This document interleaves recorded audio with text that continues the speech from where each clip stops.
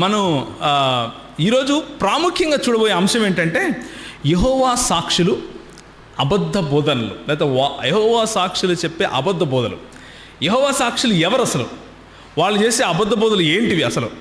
మనం ఎందుకు తెలుసుకోవాలి? వాళ్లకు మనకు సంబంధం ఏంటి? ఈ విషయాలు కొంచెం చూద్దాం.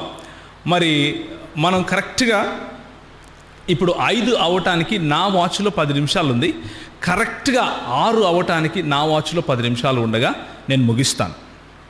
ఓకే, 6 అవటానికి 10 నిమిషాలు నా వాచ్లో ఉండగా నేను ముగిస్తాను. అయితే ఆ 10 నిమిషాలు మీకు ఏదైనా ప్రశ్నలు ఉంటే మీరు ప్రశ్నలు వేయటానికి నేను మీకు ఆ సమయాన్ని అందిస్తాను. మీకు ఆ సమయం ఇచ్చినప్పుడు మీరు ధైర్యంగా ప్రశ్నలు అడగండి. యెహోవా సాక్షుల గురించి అడగచ్చు. మనం ఇక్కడ నేర్చుకోబోతున్నటువంటి ఈ 1 గంటలో మనం ఏదైతే నేర్చుకోబోతున్నామో ఆ 1 గంటలో మనం నేర్చుకోబోతున్నటువంటి అంశంలో ఏ ప్రశ్న అయినా మీరు వేయచ్చు. ప్రాముఖ్యంగా నేను ఈ సెషన్ని 4 రకాలుగా విడగొడతాను.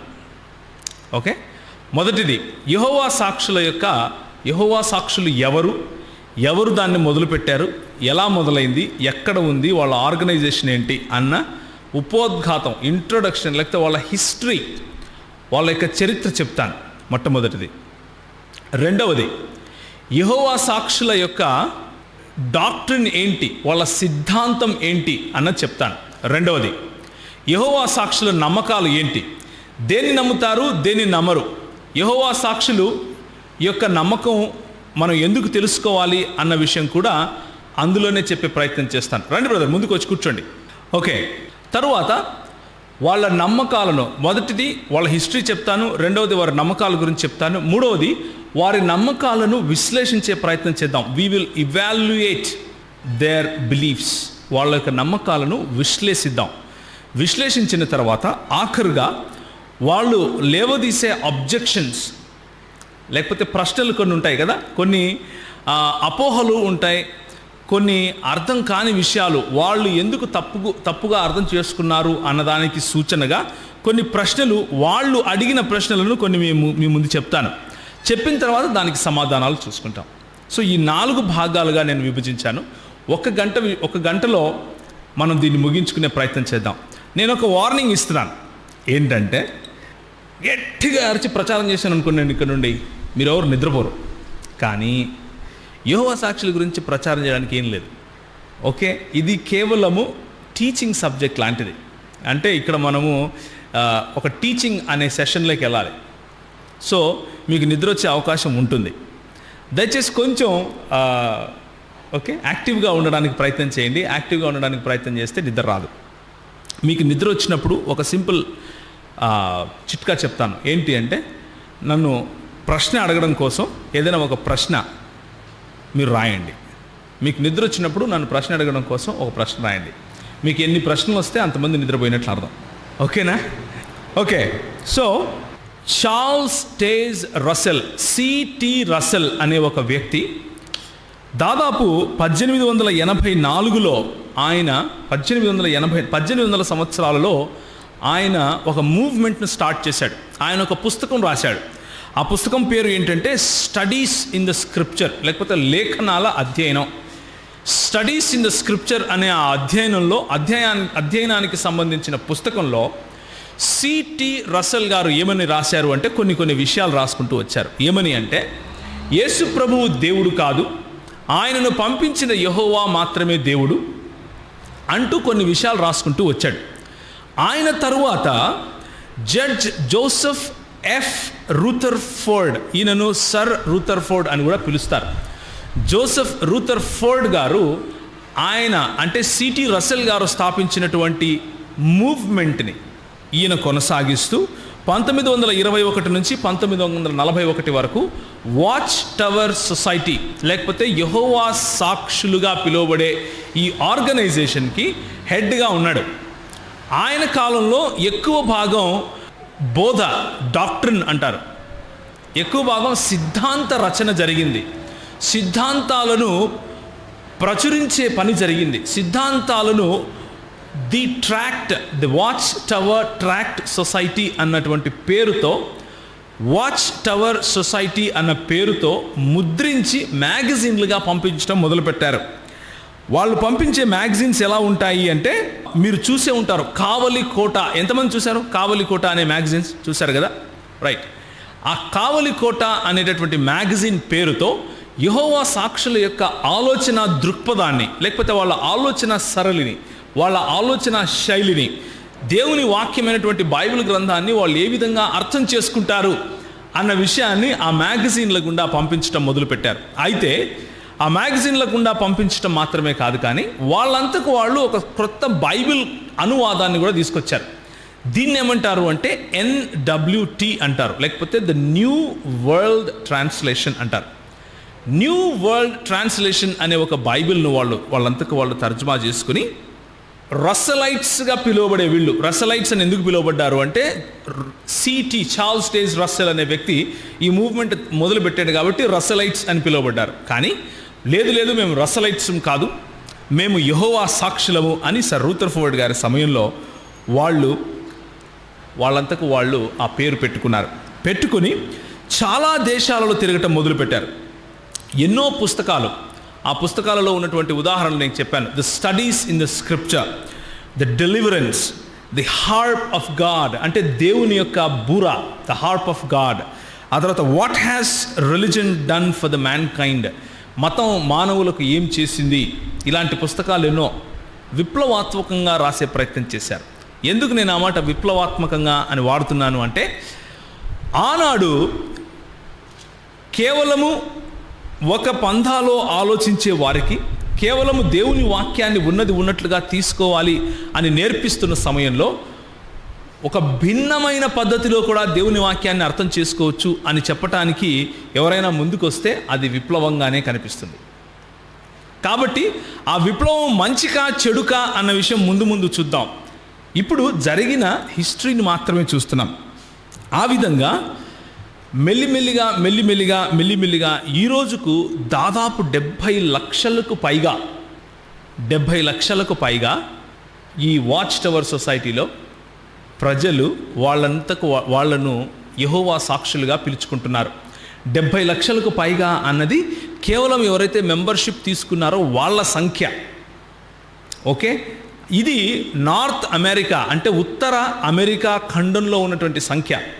భారతదేశం, చైనా, మిగిలిన ఆసియాలో ఉన్నటువంటి మిగిలిన దేశాలలో చూసుకుంటే కోట్లలో వీళ్ళ సంఖ్య ఉంటుంది.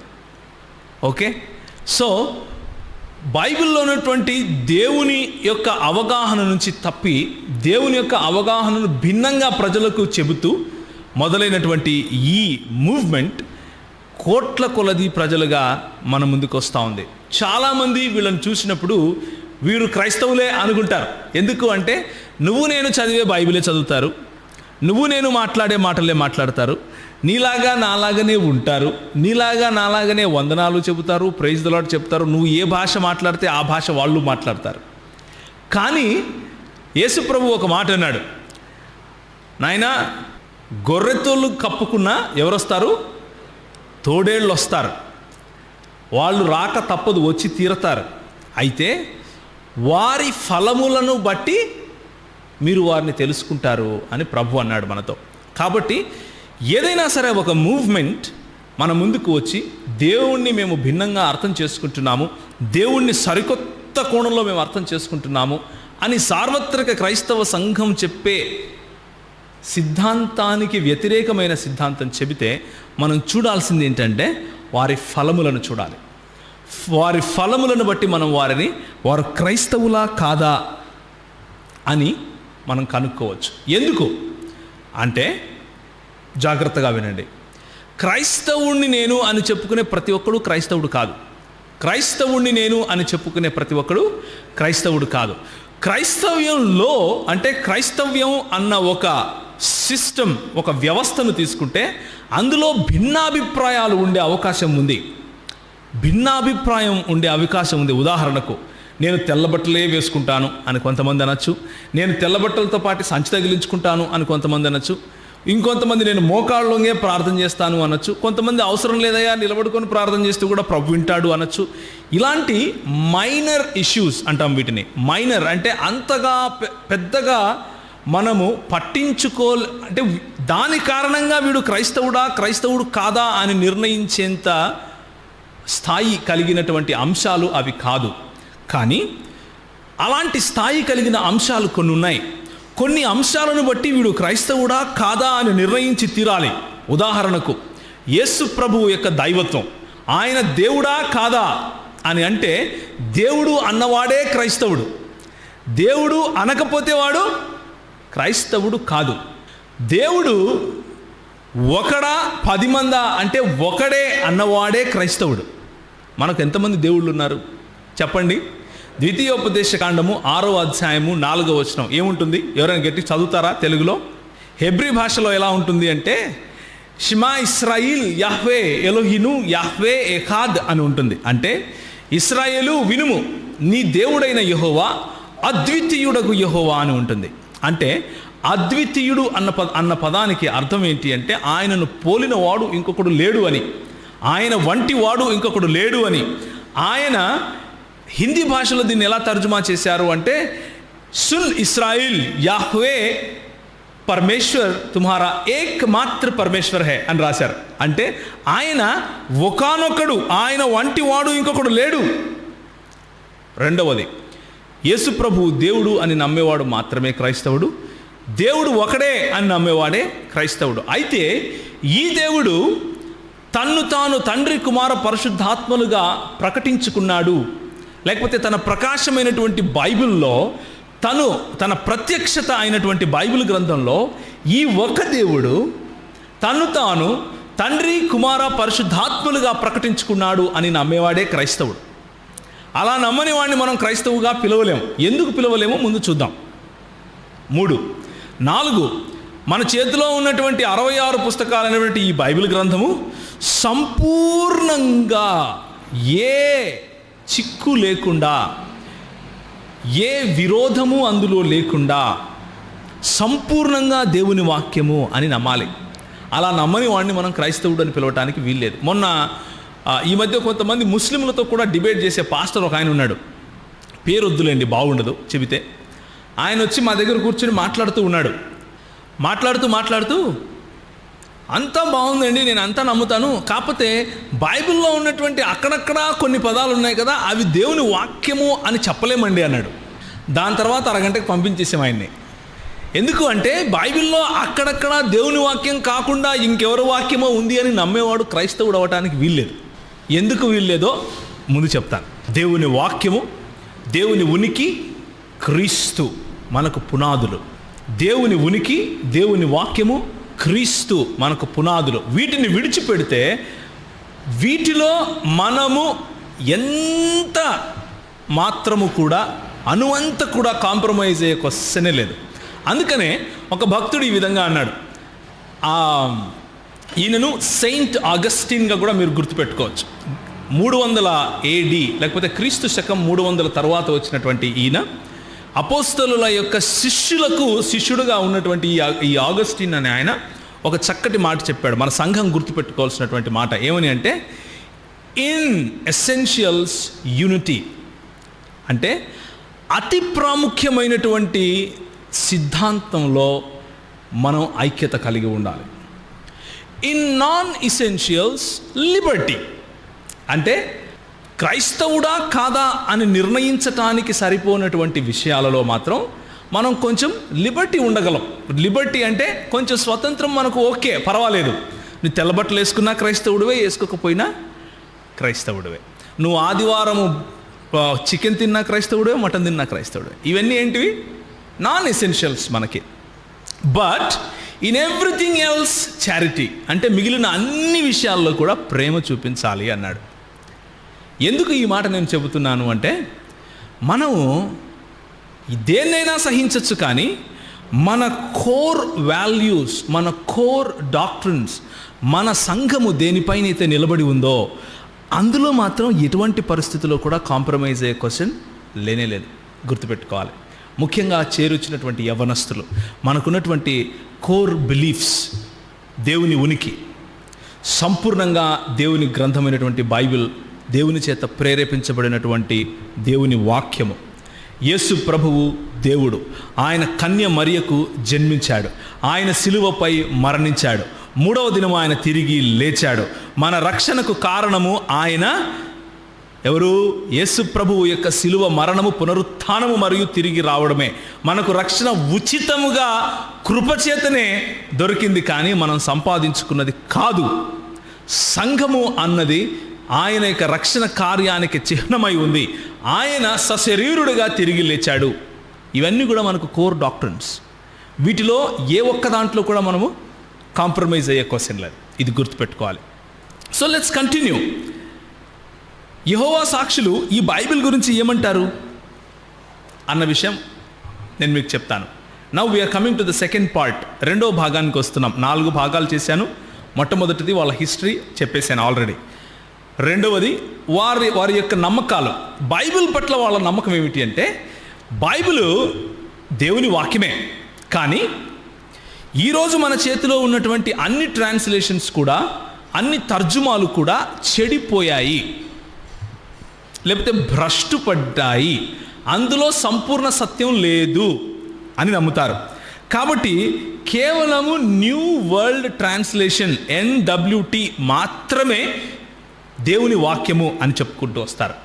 తెలుగు మాట్లాడే యెహోవా సాక్షులు ఈ మాట చెప్పరు. జాగ్రత్తగా వినండి. యెహోవా సాక్షులు మీ దగ్గరకు వచ్చి తలుపు తట్టినప్పుడు తెలుగు మాట్లాడే యెహోవా సాక్షులు NWT ట్రాన్స్లేషన్ గురించి మాట్లాడరు. ఎందుకు అంటే NWT ట్రాన్స్లేషన్ తెలుగులో లేదు, ఇంకా ఓన్లీ ఇంగ్లీష్లో చేశారు కాబట్టి.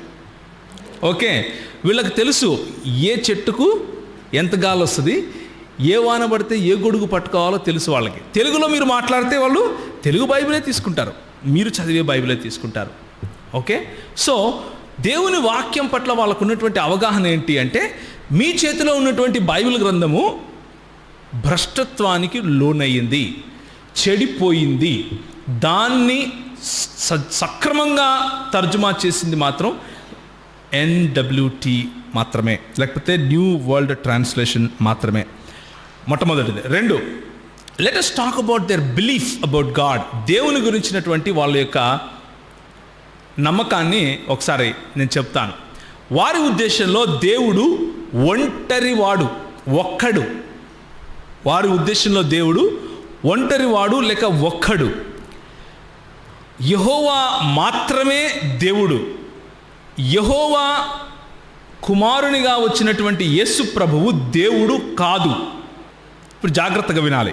యెహోవా కుమారుడుగా వచ్చినటువంటి యేసు ప్రభువు దేవుడు కాదు. త్రిత్వ సిద్ధాంతము అనగా దేవుని యొక్క ఉనికి అయినటువంటి తండ్రి, కుమార, పరిశుద్ధాత్మలుగా తను తాను ప్రకటించుకున్నటువంటి దేవుడు అని ఎవరైతే చెబుతారో వారు దేవునికి సంబంధించిన వారు కాదు అని చెప్తారు. దేవుడు తండ్రి, కుమార, పరిశుద్ధాత్మలుగా తను తాను ప్రకటించుకున్నాడు అని చెప్పే సిద్ధాంతము అది సాతానుకు సంబంధించిన సిద్ధాంతము అని చెప్తారు. సాతాను చేత సంఘంలో ప్రవేశపెట్టబడినటువంటి సిద్ధాంతము అని చెప్తారు. 3వది, మిఖాయేలు దూత తెలుసా మీకు? ఏం చేస్తాడు మిఖాయేలు దూత? ఎంతమందికి తెలుసు మిఖాయేలు దూత? దానియేలు గ్రంథంలో మిఖాయేలు దూత వస్తాడు ఆయన పక్షాన పోరాడటానికి. ఆ మిఖాయేలు దూత ఇంకెవరో కాదు, యేసు ప్రభువు అని నమ్ముతారు. ఎవరు? యెహోవా సాక్షులు. మిఖాయేలు దూత యేసు ప్రభువు లేకపోతే యేసు క్రీస్తు అనబడిన రక్షకుడు అని యెహోవా సాక్షుల యొక్క నమ్మకం. ఆ తరువాత ఆయన పుట్టుకకు ముందు మిఖాయేలుగా ఉన్నాడు, పుట్టిన తరువాత పాపము లేకుండా జీవించాడు, చనిపోయి తిరిగి లేచినప్పుడు ఏ శరీరంతో అయితే చనిపోయాడో అదే శరీరంతో లేచాడు. After the resurrection Christ became a spirit, లేకపోతే ఈ శరీరము, ఈ రక్తమాంసములు ఏవైతే ఉన్నాయో అవి అక్కడే విడిచిపెట్టాడు, కానీ ఆత్మలో లేచాడు. ఆయనకు శరీరం లేదు అని నమ్ముతారు. ఓకే, మనం ఎలా నమ్ముతాం? క్రైస్తవుల విశ్వాసం ఏమిటి ముందు చూద్దాం. ఓకే, ఇంతవరకు సుధీర్ చెప్పినప్పుడు మీరు గమనించి ఉంటారు. నేను ఎందుకు లూకా సువార్త 23-24 వచ్చిన అధ్యాయాలు ఎన్నుకున్నానో మీకు చెబుతాను. ఓకే, సో యేసు ప్రభువును గురించి ఆ విధంగా నమ్ముతారు.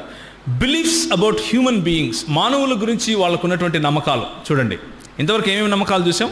బైబిల్ గురించి నమ్మకం చూసాం, దేవుని గురించిన నమ్మకం చూసాం, యేసుక్రీస్తుని గురించిన నమ్మకం చూసాం, బైబిల్ను గురించిన నమ్మకం. మానవుడు కేవలము మోనిస్ట్, అంటే బాడీ ఉంటుంది, సోల్ ఉంటుంది, అంతే. స్పిరిట్ అన్నది ఉండదు అన్నది వాళ్ళ ఉద్దేశం, వాళ్ళ నమ్మకం. ఆ తర్వాత మరణము అంటే ఉనికిలో లేకుండా పోవటం అని నమ్ముతారు. మరణం అంటే ఉనికిలో లేకుండా పోవటం అని నమ్ముతారు. క్రైస్తవులు మరణం అంటే ఉనికిలో లేకుండా పోవటం అని నమ్మరు. క్రైస్తవులు ఏమి నమ్ముతారు అంటే, క్రైస్తవులు మరణం అంటే నిద్ర అని నమ్ముతారు. నిజమైన మరణం ఏమిటని నమ్ముతాం మనం? దేవునితో సంపూర్ణంగా మనం ఎప్పుడైతే వేరుపరచబడతామో, నరకము అనేటటువంటి నిద్ర ఏదైతే ఉందో, నరకం అనేటటువంటి యాతన ఏదైతే ఉందో, దానిని ఆత్మీయ మరణంగా మనం, లేకపోతే సంపూర్ణ మరణంగా మనం చెప్తాం. ఈ శరీరాన్ని మనం వదిలిపెట్టినప్పుడు తనువు చాలించటం అంటాం, లేకపోతే ఆత్మకు చావు లేదు అని మనం నమ్ముతాం. ఇది క్రైస్తవుల విశ్వాసం. యెహోవా సాక్షుల విశ్వాసం ఏమిటి అంటే, మరణించినప్పుడు ఇక ఉనికిలో లేకుండా పోతారు అని నమ్ముతారు. అయితే తిరిగి లేవటం అంటే ఏమిటి అని అడిగినప్పుడు వాళ్ళు ఏం చెప్తారు అంటే, దేవుడు వచ్చి పునరుత్థానం దినమున పునరుత్థానం చేసినప్పుడు అందరికీ వాళ్ళు తిరిగి క్రియేట్ చేయబడతారు, వాళ్ళు తిరిగి సృష్టింపబడతారు అని నమ్ముతారు. ఓకే, వాళ్ళు తిరిగి సృష్టింపబడతారు అని నమ్ముతారు. మనం అలా నమ్మం.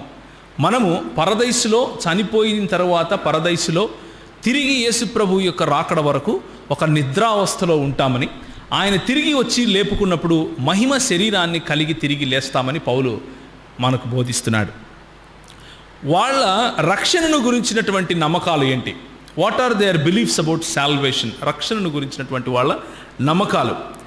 వాళ్ళ ఉద్దేశంలో రక్షణ అంటే విశ్వాసము ప్లస్ క్రియలు.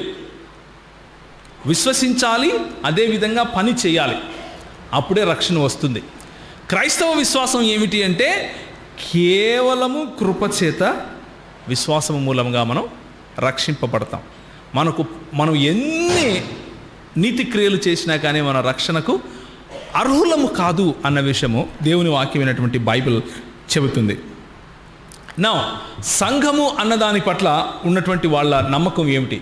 సంఘము అంటే వాళ్ళు చర్చ్ అని పిలవరు, కింగ్డమ్ హాల్ అని పిలుస్తారు. ఎందుకు అంటే, వాచ్ టవర్ సొసైటీలో ఎంతమంది అయితే భాగస్వాములుగా ఉన్నారో, ఎంతమంది అయితే watch tower society of God అన్న దాంట్లో మరి మెంబర్షిప్ భాగస్వామ్యమును తీసుకున్నారో, వాళ్ళు మాత్రమే ఏమవుతారు?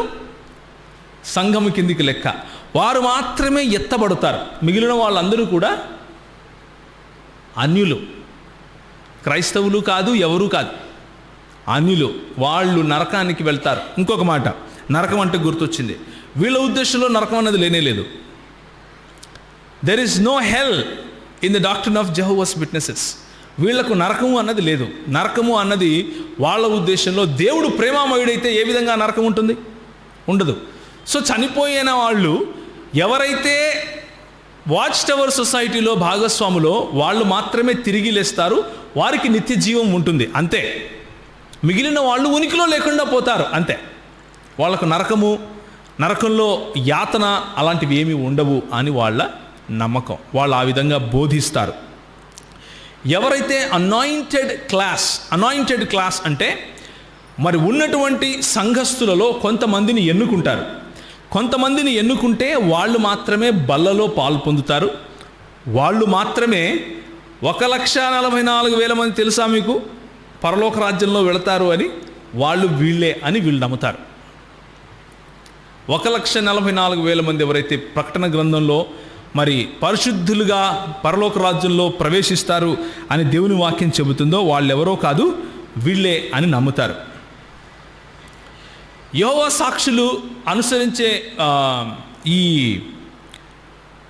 ది వాచ్ టవర్ సొసైటీ అన్న ఈ ఆర్గనైజేషన్ని ఈ ప్రపంచానికి ఒక ప్రవక్తగా దేవుడు పెట్టాడు అని వీళ్ళు నమ్ముతారు. Watch tower society is the profit of God for this generation. ఈ యుగానికి దేవుని యొక్క ప్రవక్త ఈయన, లేదా దేవుని యొక్క ప్రవక్త ఇది అని నమ్ముతారు. సో ఇంకా కొన్ని ఉన్నాయి. ఉదాహరణకు, అన్ని ప్రభుత్వాలు సాతానుకు సంబంధమైన ప్రభుత్వాలు అని నమ్ముతారు. సాతానుడే ఆ ప్రభుత్వాలను ఉంచాడు అని నమ్ముతారు. జాతీయ జెండాకు సెల్యూట్ చేయటం, లేకపోతే జనగణమన పాడటం, ఇవన్నీ కూడా విగ్రహారాధనగా పోలుస్తారు. వీళ్ళు ఆపరేషన్లు చేసుకుంటే అది కూడా విగ్రహారాధన అని నమ్ముతారు. రక్తం ఎక్కిస్తే అది తప్పు అని చెబుతారు. రక్తం ఎక్కిస్తే నరకానికి వెళ్తావు అని చెప్తారు. వీళ్ళ నమ్మకాలు ఇవన్నీ నాన్ ఎసెన్షియల్స్. వీటి వలన మనం పెద్దగా డిఫర్ అయినా అవ్వకపోయినా పెద్ద నష్టం కాదు. కానీ తెలుసుకోవాలి కాబట్టి చెప్తున్నాను. ఎవరైనా పుట్టినరోజులు జరుపుకుంటే వాళ్ళు నరకానికి వెళ్తారు అని చెప్తారు. బ్లడ్ ట్రాన్స్ఫ్యూజన్ లేకపోతే ఆర్గన్ ట్రాన్స్ఫ్యూజన్, రక్త మార్పిడి లేక అవయవ మార్పిడి అన్నది సాతానుకు సంబంధించినటువంటి ప్రాక్టీస్గా చెప్తారు. ఈ ఆర్గనైజేషన్లో ఉన్నటువంటి కల్టిక్ యాక్టివిటీస్, కల్టిక్ అంటే ఒక రకమైన తెగ, ఒక రకమైన వేర్పాటువాదం నేర్పించే తెగగా దీన్ని చూడవచ్చు. ఎందుకు అంటే ఎవరైనా సరే ఒక కుటుంబంలో ఒకరు యెహోవా సాక్షులు అయితే వాళ్ళ కుటుంబాన్ని విడిచిపెట్టినన్నా వెళ్తారు, లేకపోతే ఆ కుటుంబం మొత్తాన్ని యెహోవా సాక్షులుగా అన్నా చేస్తారు. మధ్యస్థం ఉండదు. ఓకే, సో కల్టిక్ వ్యవస్థలాగా ఉంటుంది. ఉదాహరణకు ఎవరైనా తల్లిదండ్రులు యెహోవా సాక్షులుగా ఉంటే వారి కొడుకులు యెహోవా సాక్షులుగా కాకుండా క్రైస్తవులుగా, సార్వత్రిక క్రైస్తవ సంఘం నేర్పించే విశ్వాసం పైన ఎదగాలి అని అనుకుంటే వాడిని బహిష్కరిస్తారు. వారి ఉద్దేశంలో వాడు ఎవరు? అన్యుడు, లేకపోతే చెడు మార్గంలో ఉన్నవాడు. Now let's evaluate their teachings. వారు ఇచ్చే బోధనలను ఒకసారి మనం ఇవాల్యుయేట్ చేసే ప్రయత్నం చేద్దాం. అతి ప్రాముఖ్యంగా యోహాను సువార్త 1వ అధ్యాయం 1వ వచనం ఎవరైనా తీసి గట్టిగా చదవండి.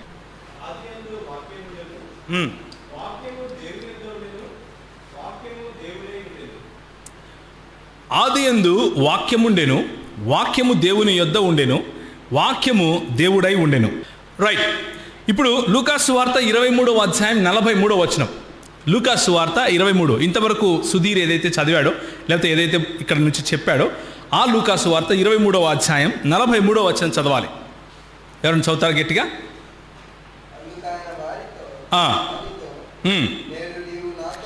నేడు నీవు నాతో కూడా పరదైసులో ఉందువని నిశ్చయముగా నీతో చెప్పుచున్నాను. Okay, now let's talk about this. ఈ రెండింటిని బట్టి మీకేమర్థమవుతా ఉంది? యోహాను సువార్త 1వ అధ్యాయం 1వ వచనం నుంచి మళ్ళీ పోయింది బ్రదర్. Yes, thank you.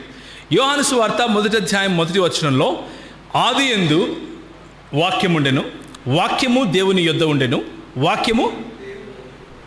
దీన్ని కొన్ని ప్రశ్నలు వేస్తారు. ఏమని అంటే వాక్యము దేవుని యొద్ద ఉండెను అన్నటువంటి ట్రాన్స్లేషన్ ఏదైతే ఉందో అది తప్పు ట్రాన్స్లేషన్ అండి అని అంటారు.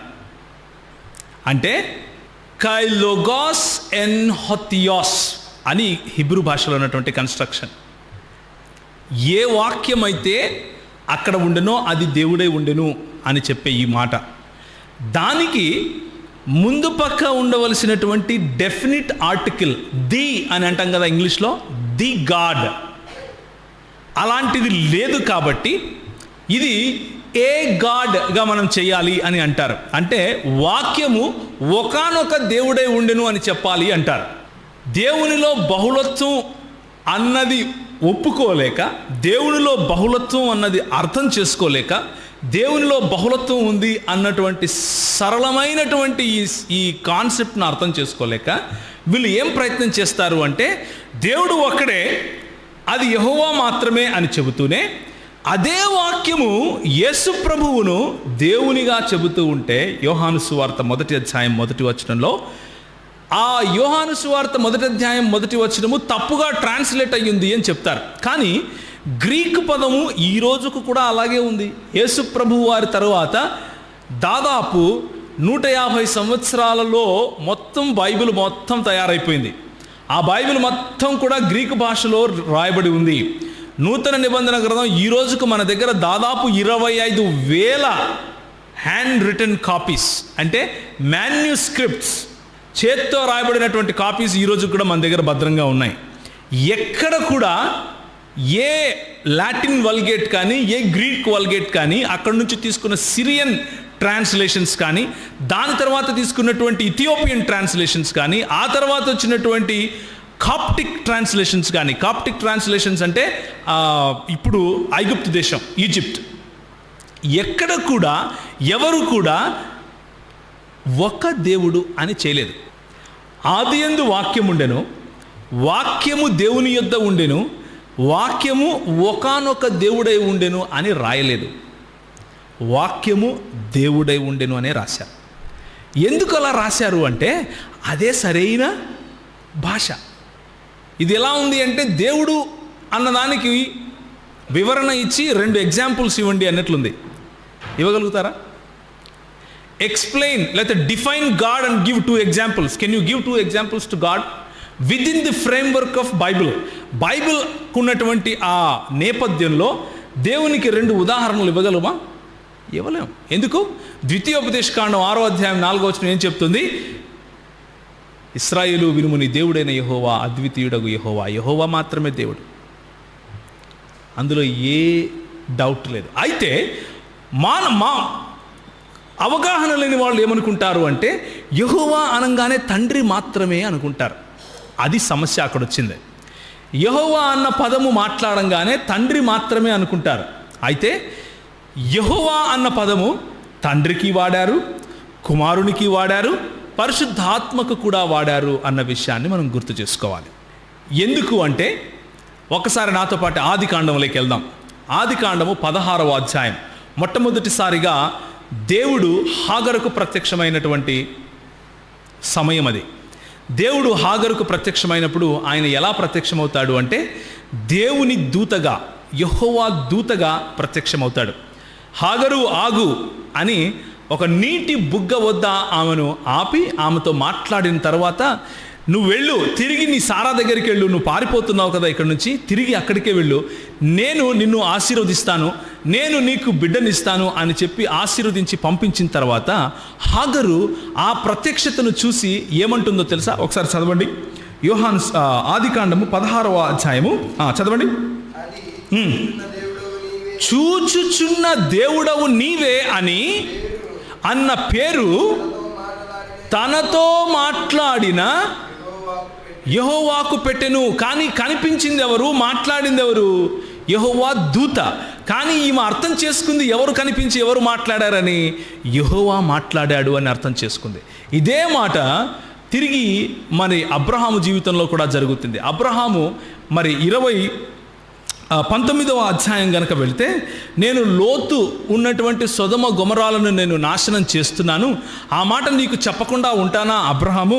మరి నీకు చెప్పి తీరతాను కదా అని చెప్పినప్పుడు అబ్రహాం అంటాడు, అయ్యా మరి అక్కడ ఒక 50 మంది ఉంటే వదిలేస్తావా, 40 మంది ఉంటే వదిలేస్తావా, 10 మంది ఉంటే వదిలేస్తావా అని బేరసారాలు ఆడుతూ ఉన్నప్పుడు యెహోవా సన్నిధిని అబ్రహాము అక్కడ నిలిచున్నప్పుడు, యెహోవా అక్కడ నుంచి వెళ్ళిపోయిన తరువాత యెహోవా సొదొమ మీదను గొమొర్ర మీదను పైనున్న యెహోవా వద్ద నుండి అగ్నిని గంధకములను కురిపించెను అన్న మాట మనం చూస్తాం 19వ అధ్యాయంలో. అంటే ఎదురుగా నిలబడుకున్నటువంటి యెహోవా పైనటువంటి యెహోవా వద్ద నుండి అగ్నిని గంధకాన్ని కురిపించాడు అన్నట్లుగా ఇంగ్లీష్ తర్జుమాలో చాలా భేషుగ్గా ఉంటుంది. ఏమనుంటుందంటే, the Lord rained sulphur and brimstone on Sodom and Gomorrah from the Lord above the heaven అని ఉంటుంది.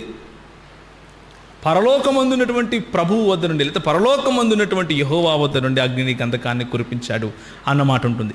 ఆ తర్వాత ఆదికాండము 22వ అధ్యాయానికి వెళితే అబ్రహామును దేవుడు ఏం చేస్తాడు?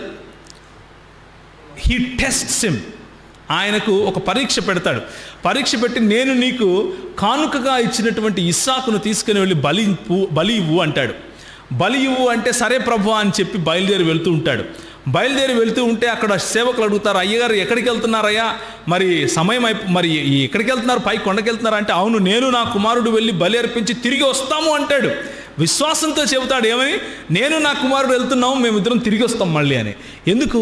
అబ్రహాముకు దేవుని పట్ల ఉన్నటువంటి నమ్మకం అది. ఏమని? ఆయన ఇచ్చింది ఆయన తిరిగి తీసుకోడు, అయినా సరే ఆయన అడిగితే నేను ఇచ్చేస్తాను. అన్న నమ్మకంతో అది నేను ఈ మాట ఎందుకు నా సొంతంగా చెప్తున్నానా, హెబ్రీయులకు రాసిన పత్రిక 5వ అధ్యాయంలో మనకు దీనికి సమాధానం దొరుకుతుంది. అబ్రహాము తన కుమారుని తీసుకుని పైకి వెళ్తాడు. పైకి వెళ్ళినప్పుడు ఇంకా ఆ కుమారుణ్ణి చంపుదాము అని చేతిలో ఉన్నటువంటి కత్తి తీసి పైకెత్తంగానే ఒక మాట వినిపిస్తుంది. సార్ చూస్తారా, ఆదికాండం 22వ అధ్యాయం. ఆ సంగతుల తర్వాత దేవుడు అబ్రహామును పరిశోధించెను అన్న మాట మొదటి వచనంలో ఉంటుంది.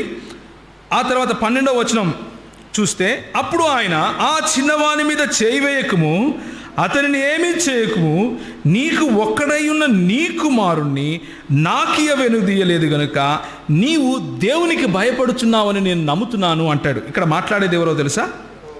యెహోవా దూత మాట్లాడుతున్నాడు. యెహోవా దూత మాట్లాడుతూ ఏమంటాడంటే, నీకు ఒక్కగానై ఉన్నటువంటి నీ కుమారుణ్ణి నాకు ఇవ్వడానికి వెనుదీయలేదు కాబట్టి దేవునికి భయపడుతున్నావని నేను నమ్ముతున్నాను అంటాడు. సో యెహోవా దూత తను తాను ఎవరిగా చెప్పుకుంటున్నాడు? ఇక్కడ దేవునిగా చెప్పుకుంటున్నాడు. అదే యెహోవా దూత ఇంకా క్రిందికి వెళ్తే 15వ వచనం చూస్తే, యెహోవా దూత రెండవ మారు పరలోకములో నుండి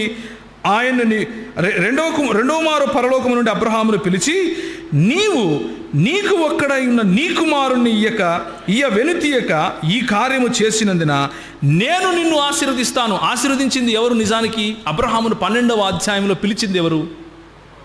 యెహోవా దేవుడు. అబ్రహామును 12వ అధ్యాయంలో పిలిచిన యెహోవా దేవుడు ఏమని చెప్పాడు? నేను నిన్ను ఆకాశ నక్షత్రముల్లాగా ఆశీర్వదిస్తాను, నీ సంతానాన్ని ఇసుక రేణువుల్లాగా ఆశీర్వదిస్తాను, నీ కుటుంబం ద్వారా భూలోకంలో ఉన్న ప్రతి కుటుంబం కూడా ఆశీర్వదింపబడుతుంది అని చెప్పాడు. నీ ద్వారా లోకంలో ఉన్న ప్రతి వంశము ఆశీర్వదింపబడుతుంది అని చెప్పాడు. ఈరోజు యూదులు కానీ, అన్యులు కానీ, అరబ్బులు కానీ, సిరియనులు కానీ, గ్రీకులు కానీ, రోమియులు కానీ, తెలవీయులు కానీ, ప్రతి ఒక్కరి చోట యేసు ప్రభువు యొక్క రక్షణ సౌభాగ్యం దొరికింది. ఎందుకు? ఆ రోజు యెహోవా దేవుడు ఇచ్చినటువంటి ఏంటది? ఆశీర్వాదం. యెహోవా దేవుడు ఇచ్చినటువంటి ఆశీర్వాదాన్ని యెహోవా దూత మాట్లాడుతూ ఏమంటున్నాడు చూడండి, నేను నిన్ను ఆశీర్వదించి ఆకాశ నక్షత్రములో వలెను సముద్రము తీరమందలి ఇసుక వలెను నీ సంతానమును నిశ్చయముగా విస్తరింపజేస్తాను. ఏ మాటలైతే 12వ అధ్యాయము ఆదికాండంలో యెహోవా దేవుడు చెప్పాడో అవే మాటలను నేనే చెప్తున్నాను అన్నట్లుగా యెహోవా దూత మాట్లాడుతున్నాడు. ఎవరు ఈ యెహోవా దూత అని చూస్తే, మీకా గ్రంథము 5వ అధ్యాయము 2వ వచనం చదవాలి. ఎవరైనా మీకా గ్రంథం 5వ అధ్యాయం 2వ వచనం చదువుతారా? అందులో చక్కటి మాట ఉంటుంది. ఏమని ఉంటుంది అంటే, బెత్లెహేము ఎఫ్రాతా, యూదా వారి వంశములలో నీవు చిన్నదానివని నువ్వు అనుకుంటున్నావు, కానీ వీరిని నా ప్రజలైన యూదులను ఏలపోయేవాడు నీలో నుండే రాబోతున్నాడు. ఆయన పురాతన కాలము నుండి శాశ్వత కాలము తన ప్రత్యక్షతను చూపిస్తూ వస్తున్నాడు అన్న మాట ఉంటుంది. దాని అర్థం ఏంటంటే, పురాతన కాలము నుండి శాశ్వత కాలం వరకు ఎవరు తన ప్రత్యక్షతను చూపించుకోగలరు? Think about it. కాలము అన్నది పురాతన కాలము అంటే ఎంత పురాతన కాలము? సృష్టి అన్నది సృష్టించినప్పుడు కాలము అన్నది కూడా సృష్టింపబడి ఉంటుంది. దానికి ముందు అది పురాతన కాలమేనా? నేటి వరకు అది శాశ్వత కాలమేనా? దీని తర్వాత వచ్చే యుగం కూడా శాశ్వత కాలమేనా? మీకా గ్రంథము 5వ అధ్యాయం 2వ వచనంలో రాసింది నిజమే అయితే, ఈ మెస్సియా లేకపోతే రక్షకుడు పురాతన కాలము నుండి శాశ్వత కాలము తన ప్రత్యక్షతను చూపిస్తూ రావాలి. ఎప్పుడు, ఎక్కడ, ఎవరికి చూపించాడు అంటే మనం హాగరు జీవితంలో చూస్తున్నాం, అబ్రహాము జీవితంలో చూస్తున్నాం, సారాను ఆశీర్వదించినప్పుడు చూస్తున్నాం. వచ్చే సంవత్సరం నేను తిరిగి ఇదే సమయానికి వస్తాను, నీ చేతిలో పండంటి బిడ్డ ఉంటాడు అన్నటువంటి యెహోవా దూతను చూస్తున్నాం. ఆ తరువాత యాకోబు ఒకరోజు రాత్రంతా కూడా కష్టపడతాడు. మనం అబ్రహాము ఇస్సాకుల జీవితాల్లో జరిగినటువంటి ప్రత్యక్షతను చూసేసాం ఆల్రెడీ 22వ అధ్యాయం. ఇప్పుడు యాకోబు ఒకరోజు స్ట్రగుల్ అవుతాడు. రాత్రి దేవునితో పోట్లాడుతాడు, దేవునితో పెనుగులాడిన తర్వాత నువ్వు నన్ను ఆశీర్వదిస్తే కానీ నేను పోనివను అంటాడు. ఆయన అంటాడు, నువ్వు దీపము దగ్గర నువ్వు ఏ బలిపీఠము వద్దనైతే నూనె పోసావో ఆ బేతేలు దేవుణ్ణి నేనే అని చెప్తాడు. ఆ బేతేలు దేవుణ్ణి నేనే అని యెహోవా దూత ఎవరికి చెప్తాడు? యాకోబుకు చెప్తాడు. యాకోబుకు చెప్పిన తర్వాత యాకోబు ఇక ముసలివాడైపోయి చనిపోతున్నాడు. ఏందన్నా యెహోవా సాక్షుల గురించి చెప్తానన్నావు అంటే, నేను యెహోవా గురించే చెప్తున్నాను ఇప్పుడు. ఓకే, యెహోవా గురించే చెప్తున్నాను. కానీ ఆ యెహోవాలో ఉన్నటువంటి బహుళత్వం చెప్తున్నాను. యెహోవా సాక్షులు చెప్పే యెహోవాకు, బైబిల్ గ్రంథం చెప్పే యెహోవాకు ఉన్న భేదాన్ని నేను మీకు చూపిస్తున్నాను. ఇప్పుడు నిర్గమాకాండము 3వ అధ్యాయానికి వెళ్ళండి. నిర్గమాకాండము 3వ అధ్యాయం ఎవరైనా ఒకసారి తీస్తారా? దాని 15-16 వచనాలు ఎవరైనా చదువుతారా? చదవండి. అందుకు ఆయన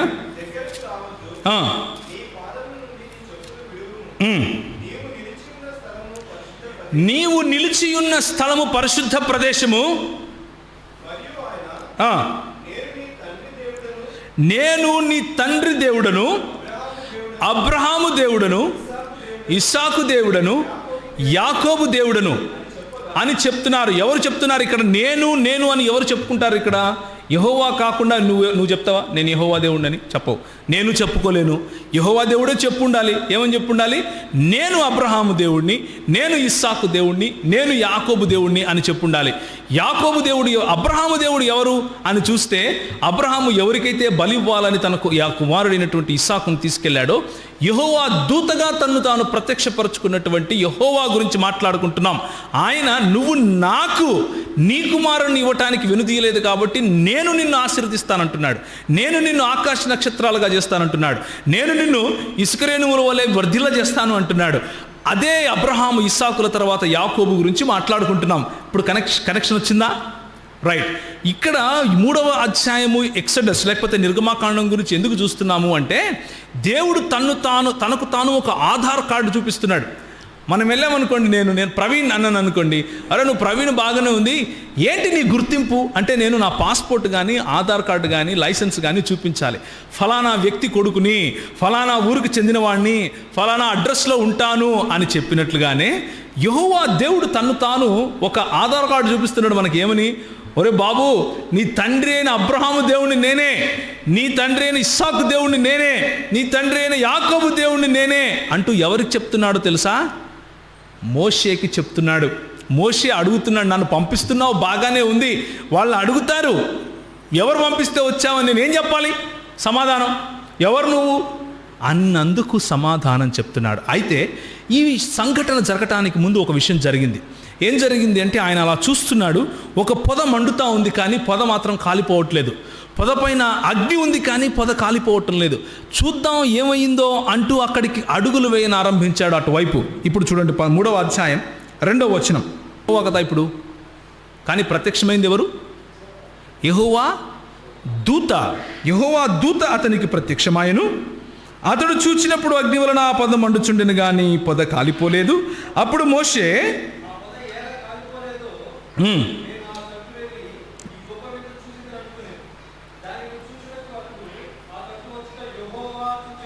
ఎవరు చూచారు? అక్కడ ప్రత్యక్షమైంది ఎవరు? ప్రత్యక్షమైందేమో యెహోవా దూత, కానీ ఏమవుతుందో చూద్దామని అక్కడికి వెళ్తున్నప్పుడు ఎవరు చూస్తున్నారు? యెహోవాయే చూస్తున్నాడు. ఆ తర్వాత ఎవరు మాట్లాడుతున్నారు? పొద నడిమిని వచ్చింది ఎవరు? యెహోవా దూత. ఇప్పుడు దేవుడు మాట్లాడుతున్నాడు పొద నడిమి నుండి. సో దేవుని వాక్యం మనకేం చెప్తా ఉంది? ఆ యెహోవా దూత ఎవరని చెప్తా ఉంది? దేవుడే అని చెప్తా ఉంది. దేవుడు ఆ పొద నడిమి నుండి మాట్లాడుతున్నాడు. ఏమని మాట్లాడుతున్నాడు? చదవండి.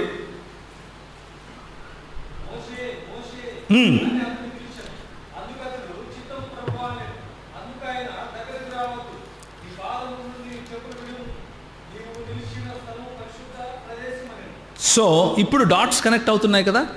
మనము దేవుని యందలి బహుళత్వాన్ని చూస్తున్నాం. ఒంటరివాడైన యెహోవాను ప్రకటించేవారు యెహోవా సాక్షులు అయితే, బహుళత్వము కలిగినటువంటి దేవుణ్ణి ప్రకటించేవారు క్రైస్తవులు. బహుళత్వము కలిగినటువంటి దేవుడు అంటే ఆయన ఉనికిలో ఒకరికంటే ఎక్కువ వ్యక్తులు ఉన్నారు అన్న విషయాన్ని ప్రకటించేవారు క్రైస్తవులు. ఒక్కసారి 48వ అధ్యాయము చూద్దాం. ఆదికాండం 48వ అధ్యాయం 15వ వచనం. ఇప్పుడు యాకోబు గురించి చూస్తాం. యాకోబు ముసలివాడైపోయాడు. యాకోబు చనిపోబోతున్నాడు. తన కుమారులను పిలిచి నేను నిన్ను ఆశీర్వదిస్తానయ్యా, ఆశీర్వదించి వెళ్ళిపోతాను అని అనుకున్నాడు. మొట్టమొదటిగా యోసేపుని పిలిచాడు. ఆయన ప్రేమించినటువంటి భార్య కుమారుడు చిన్నవాడు యోసేపుని పిలిచి వీడిని నేను ఆశీర్వదిస్తాను మొదట అని పిలిచి వాడి మీద చేయి పెట్టి ఈ మాటలు మాట్లాడుతున్నాడు. చదువుతారా? అతడు యోసేపును పిలిచి దీవించి, నా పితరులైన అబ్రహాము ఇస్సాకులు ఎవని ఎదుట నిలుచుండిరో ఆ దేవుడు నేను పుట్టింది మొదలుకొని నేటి వరకు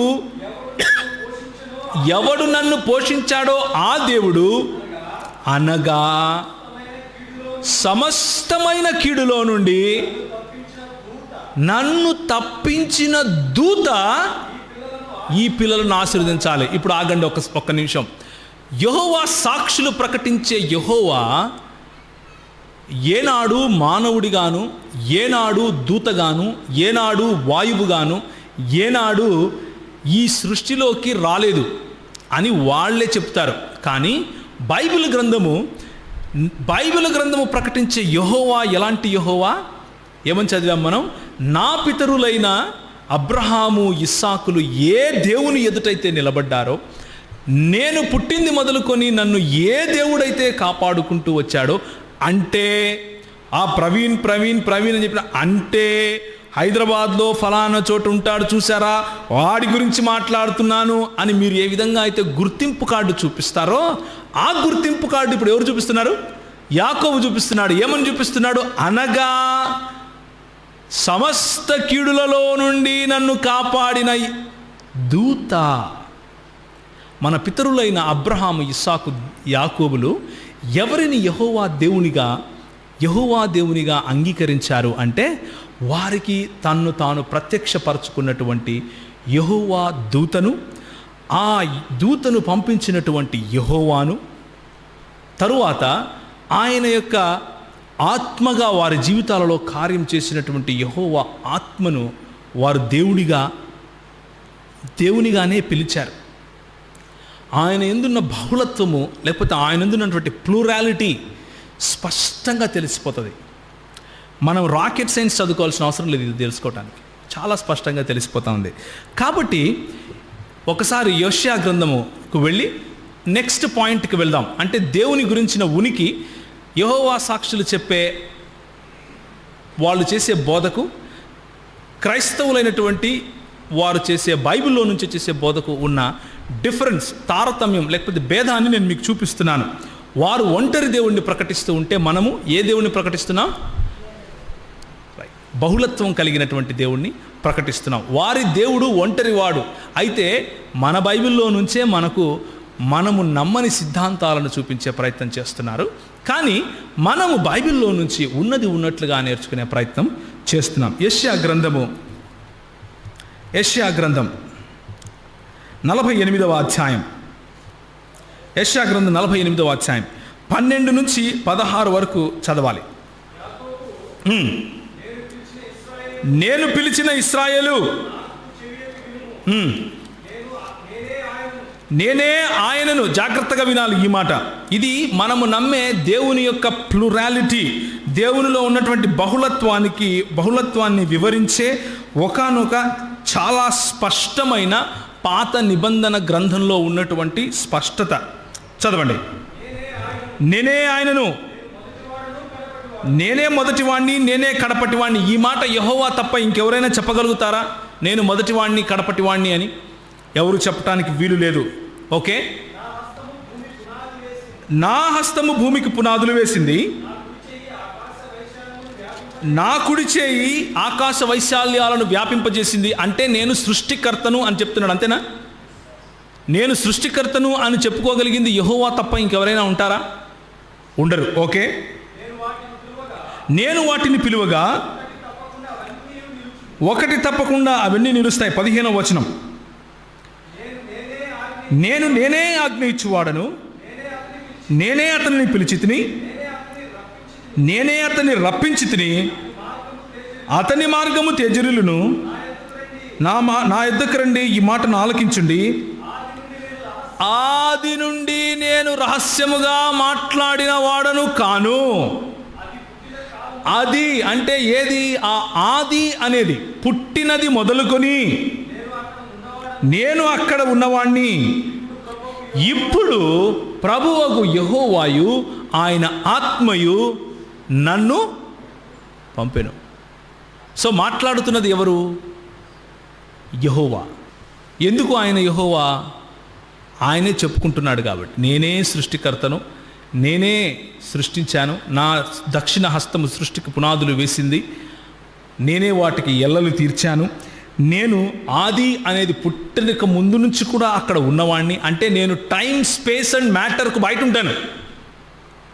నేను సమయముకు, పదార్థానికి, ప్రదేశానికి ఆవల ఉండేవాణ్ణి అని చెప్పుకునే యెహోవా దేవుడు మాట్లాడుతూ ఏమంటున్నాడంటే, ఇప్పుడు ప్రభువగు యెహోవాయు ఆయన ఆత్మయు నన్ను పంపెను అని స్పష్టంగా కుండ బద్దలు కొట్టినట్లుగా చెప్తున్నాడు. ఇంతకంటే స్పష్టత మనకేం కావాలి?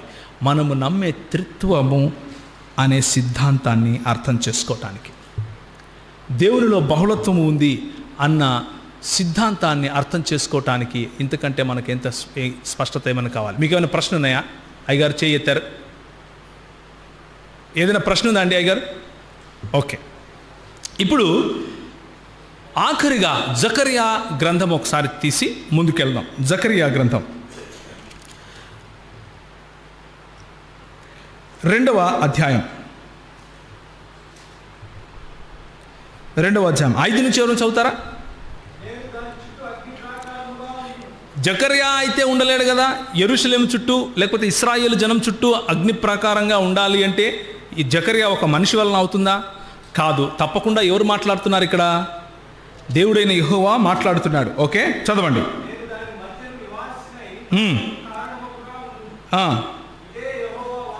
ఓకే, చదవండి. 10వ వచనానికి వెళ్దామా? సియోను నివాసులారా, నేను వచ్చి మీ మధ్య నివాసం చేస్తాను, సంతోషంగా ఉండి పాటలు పాడండి, ఇదే యెహోవా వాక్కు. ఆ దినమున అన్యజనులు అనేకులు యెహోవాను హత్తుకొని నాకు జనులవుతారు. ఇప్పుడు పంపించేది, ఇప్పుడు సరే, యెహోవాను హత్తుకుంటే ఎవరికి జనులు అవ్వాలి? యెహోవాకు జనులు అవ్వాలి, అంతేనా? నా ప్రశ్న అర్థమైందా మీకు? అన్ని జనులు నన్ను హత్తుకున్నారనుకో, నా జనులు అవుతారు. ఇక్కడ వాక్యం ఏం చెప్తుంది అంటే, ఆ దినమందు అన్యజనులు అనేకులు యెహోవాను హత్తుకొని ఎవరికి జనులు అవుతారంట? నాకు జనులు అవుతారు అంటుంది. మాట్లాడే ఒక యెహోవా ఏం చెప్తున్నాడు అంటే, మాట్లాడేది యెహోవా అని నేను ఎందుకు చెప్తున్నాను? అగ్ని ప్రాకారంగా ఉంటాను అని చెప్పగలిగేది యెహోవా తప్ప వేరే వాళ్ళు చెప్పలేరు. అంటే దేవుడు తప్ప ఇంకొకరు చెప్పలేరు. ఆ దేవుడు మాట్లాడుతూ ఏం చెప్తున్నాడు అంటే, ఒక దినం రాబోతా ఉంది, ఆ దినము యెహోవాను ప్రజలు హత్తుకుని నాకు జనులు అవుతారు అని చెప్తోంది దేవుని వాక్యం. ఓకే, తర్వాత చదవండి.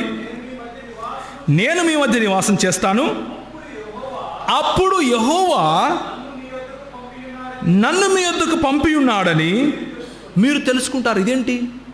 మాట్లాడే యెహోవాను ఇంకొక యెహోవా పంపితే ఆయన మన దగ్గరికి వస్తాడంట. ఆయనను మనం హత్తుకోవడం కారణంగా మనము యెహోవాకు జనులమవుతామంట. పంపించే యెహోవా ఒకడుంటే పంపింపబడగా వచ్చినటువంటి యెహోవా ఇంకొకరున్నారు అన్నది జకర్యా గ్రంథము స్పష్టంగా మనకు చెప్తా ఉంది. 12వ వచనం, మరియు తనకు స్వాస్థ్యమని యెహోవా ప్రతిష్ఠితమైన దేశంలో యూదాను స్వతంత్రించుకొనుము, యెరూషలేము ఆయనకు కొరుకొను. సకల జనులారా, యెహోవా తన పరిశుద్ధమైన నివాసమును విడిచి వచ్చుచున్నాడు, ఆయన సన్నిధిని మౌనులై ఉండుడి. చివరికి వచ్చింది ఎవరు? పరిశుద్ధమైన సన్నిధిని విడిచిపెట్టి యెహోవాయే వచ్చాడు. పరిశుద్ధమైన సన్నిధిని విడిచిపెట్టి వచ్చిన యెహోవా ఎవరు అని అడిగితే, దానియేలు గ్రంథంలో కనిపించినటువంటి మెస్సియా. మీకా గ్రంథం 5వ అధ్యాయం 2వ వచనంలో, నేను నా ప్రత్యక్షతలు పురాతన కాలం నుండి శాశ్వత కాలం వరకు చూపిస్తూనే వస్తున్నాను అని చెప్పినటువంటి మెస్సియా.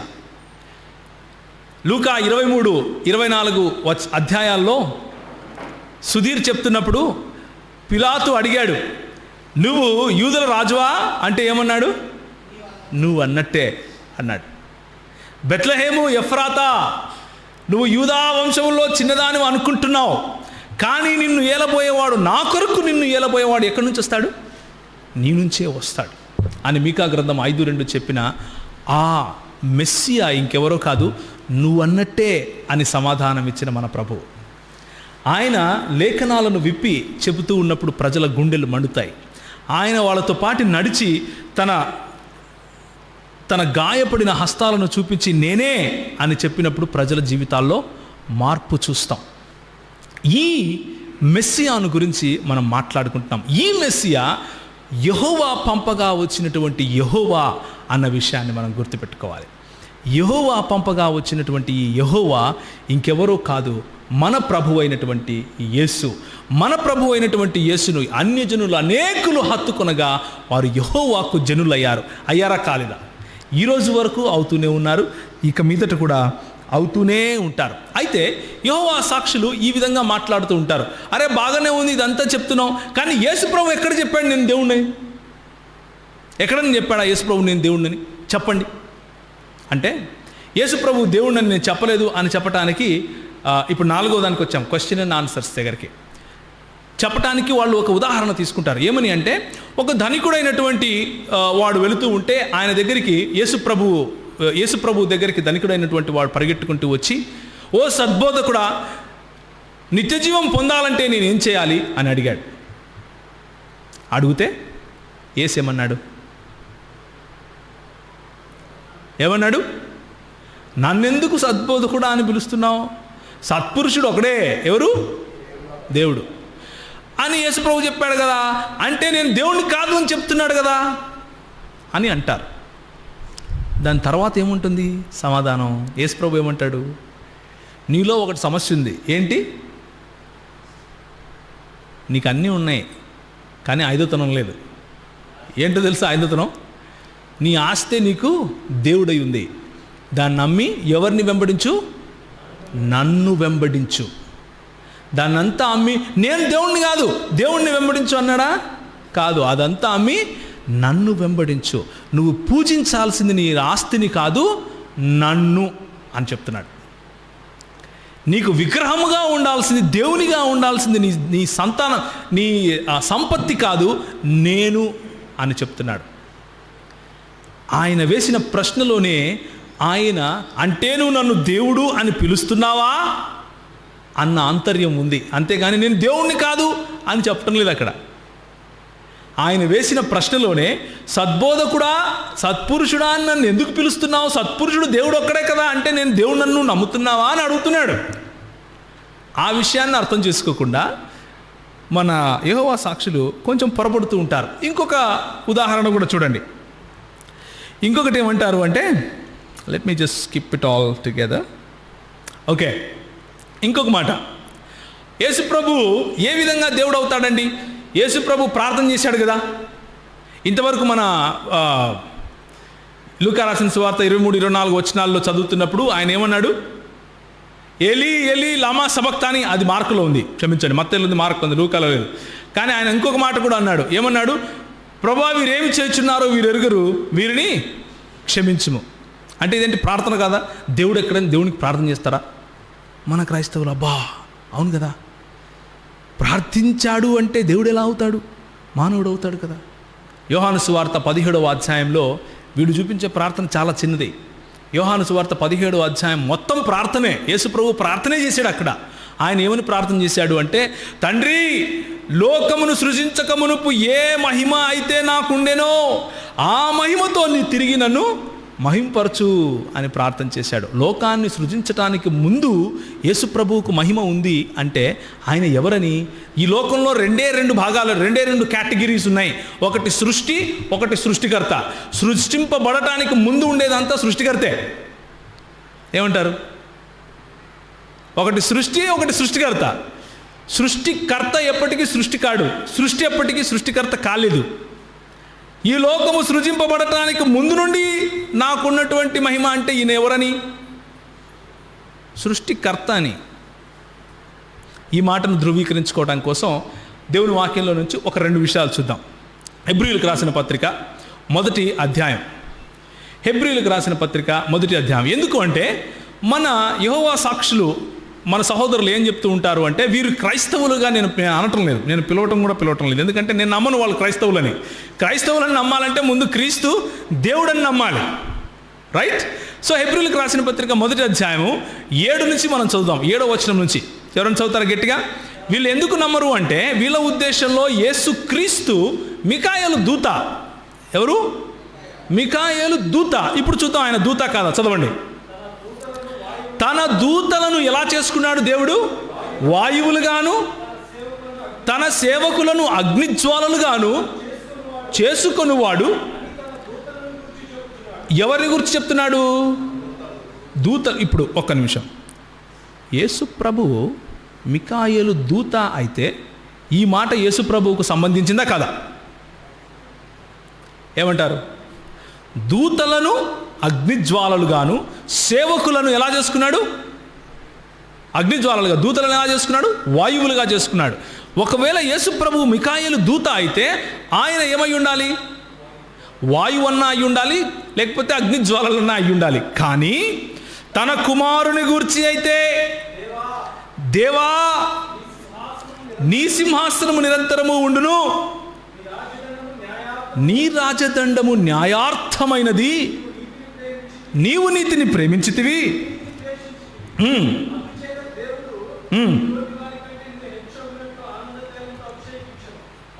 చాలు. సో ఇప్పుడు దేవుడు ఎవరిని దేవా అని పిలుస్తున్నాడు? ఏమంటారు? ఎవరిని దేవుడు దేవా అని పిలుస్తున్నాడు? ఏంటి ఆన్సర్ చెప్పరు? కుమారుణ్ణి దేవా అని పిలుస్తున్నాడు. ఎవరు? యెహోవా దేవుడు. యేసు ప్రభువు దేవా అని ప్రార్థన చేశాడు కాబట్టి యేసు ప్రభువు దేవుడు కాకపోతే, దేవుడు యేసు ప్రభువును దేవా అని పిలుస్తున్నప్పుడు దేవుడు కూడా దేవుడు కాకుండా పోతాడా? ఏమంటారు? ఉదాహరణకు, ఏం పేరు తమ్ముడు నీ పేరు? దిలీప్. దిలీప్ మనిషేనా? నేను మనిషినేనా? ఒకవేళ మీకు కాదనిపించినా ఇప్పటికి అనుకోండి, నేను మనిషినే, దిలీప్ మనిషే. దిలీప్ అలా వెళ్తున్నాడు, మనిషి ఇలా రా అన్నను అనుకో, లేకపోతే ఏమయ్యా మనిషి ఇలా రా అన్నను అనుకో, నేను మనిషి కాకుండా పోతానా? అలాగే తండ్రి అయిన దేవుణ్ణి కుమారుడైన దేవుడు దేవా అని పిలిచినంత మాత్రాన ఈయన దేవుడు కాకుండా పోడు. అలాగే తండ్రి అయిన దేవుడు కుమారుడైన దేవుణ్ణి దేవా నీ సింహాసనము నిరంతరము ఉండును అన్నంత మాత్రాన దేవుడు కాకుండా పోడు. ఈ సమస్య ఎక్కడ వచ్చింది అంటే, మైండ్లో ఏముంది? దేవుడు ఒంటరివాడు అన్న ఆలోచన ఉంది. మన దేవుడు ఒంటరివాడు కాదు. మన దేవుడు బహుళత్వము కలిగినవాడు. ఆయన తండ్రి కుమార పరిశుద్ధాత్మలుగా తను తాను ప్రత్యక్షపరుచుకున్నటువంటి దేవుడు. ఈ మాట హెబ్రీయులకు రాసిన పత్రిక 1వ అధ్యాయం 7వ వచనంలో ఉన్నట్టు మాట ఎక్కడి నుంచి తీశారో తెలుసా? కీర్తనల గ్రంథం నుంచి తీశారు. ఇదే మాటను ఇంకొకసారి హెబ్రీయులకు రాసిన పత్రిక 1వ అధ్యాయం 10వ వచనం చదవండి. మరియు ప్రభువా నీవు ఆదియందు భూమికి పునాదులు వేసితివి, ఆకాశములు కూడా నీ చేతి పనులే.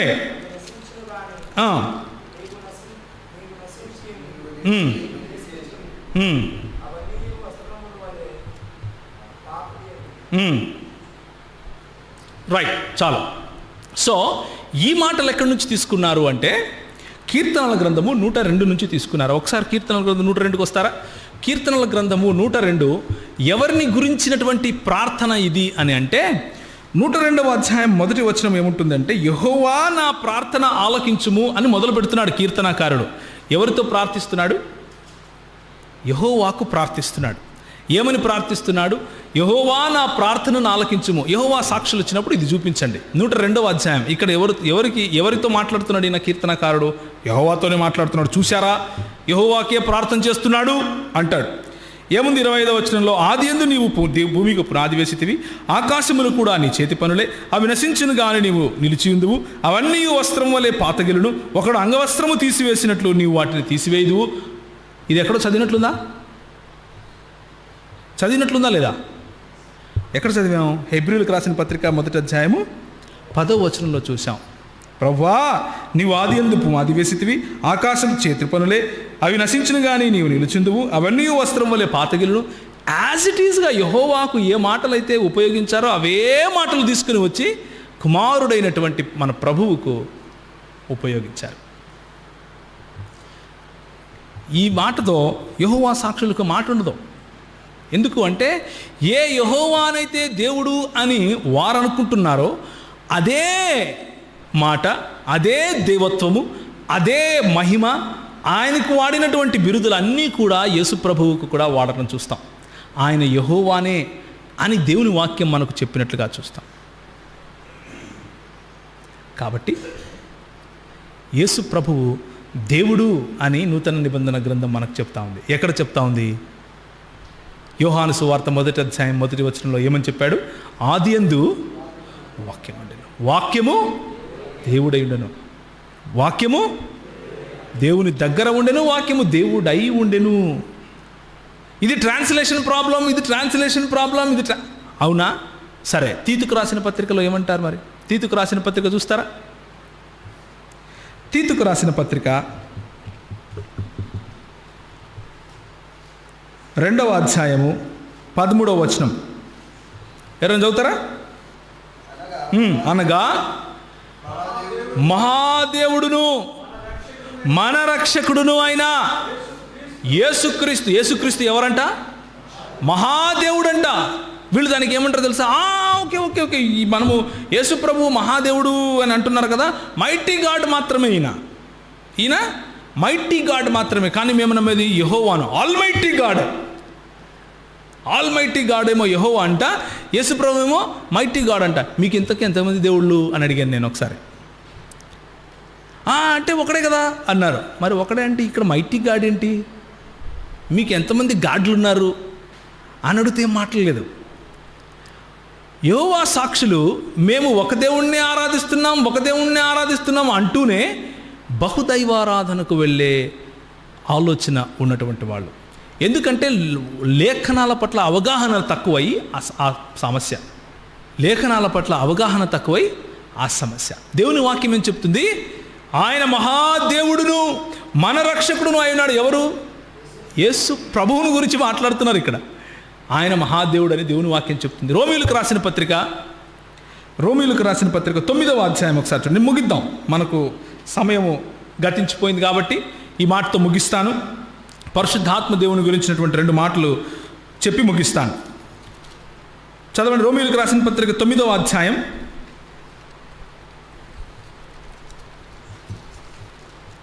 తీశారు ఎవరైనా? రోమీయులకు రాసిన పత్రిక 9వ అధ్యాయం 5వ వచనం చదవండి.